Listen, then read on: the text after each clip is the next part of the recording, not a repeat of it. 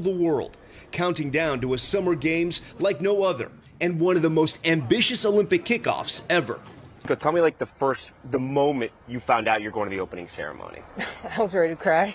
I mean, because when I hit that button, the submit button, I'm not a religious person, but I did a little prayer.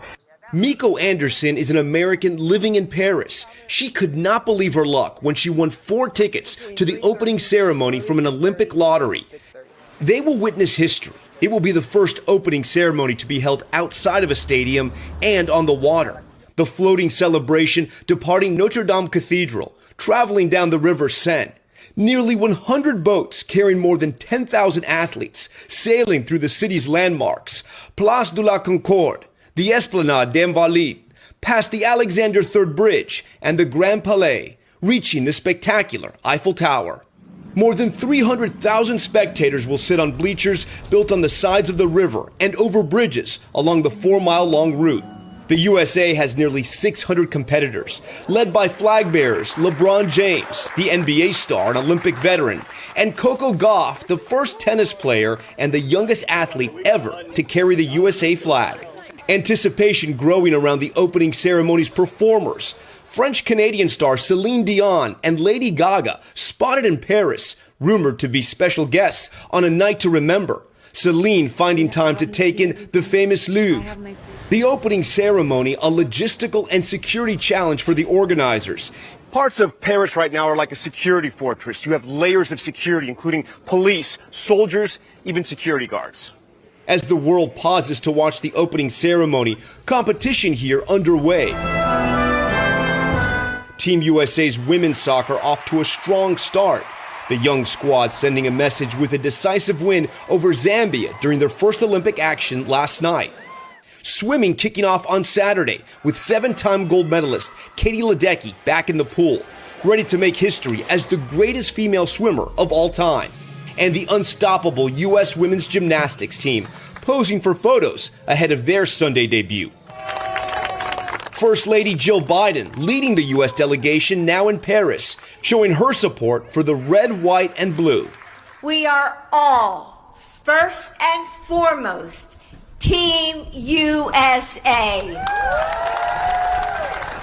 And to give you an idea of just how intense the security is, 45,000 police officers, 10,000 soldiers, and 20,000 private security. A no-fly zone 93 miles around Paris. Organizers want to make sure the opening ceremony goes off without a hitch. And guys, I had a chance to see some of the rehearsals, and I got to tell you, Hoda, you know what it looks like? What? It looks like Mardi Gras parades in New Orleans, but on the water. Oh, it's got that vibe. It's got that vibe, and I think they're going to pull off some stunts and performances that are going to blow people away from what I could see. It looks very cool. Well, we've never seen anything like it. Right. So it's exciting. Tom, Cool. thank you. Thank you, Tom. All right. Hey, thanks for watching. Don't miss the Today Show. Yes.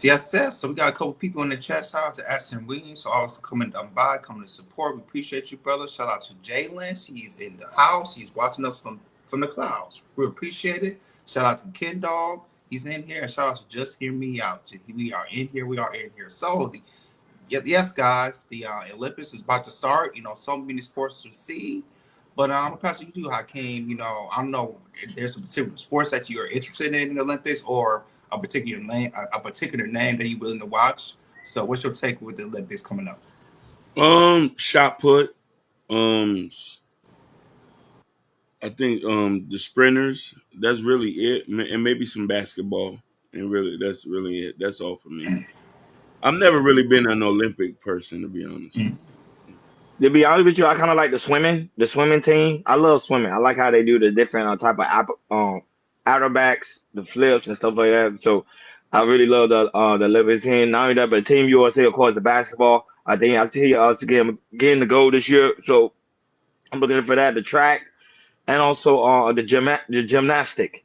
You know, Simone Biles, she always do her thing. So it's going to be really cool to see that in this net. But it's going to be very, very interesting this year. I'm just curious. And not only that, but also it was also breaking news. I think heading to the Olympics, they said they found like arson. Is it arson? Something in the trains. And they had to shut down the train for several hours. But then nobody was harmed, though. So that's why they say the security is very tight. when it comes to the aspect of the Olympics. So no funny business is gonna be going on with all that military and police officers. Nah. So I think the people trying to try it, it's not gonna happen. Go ahead, George.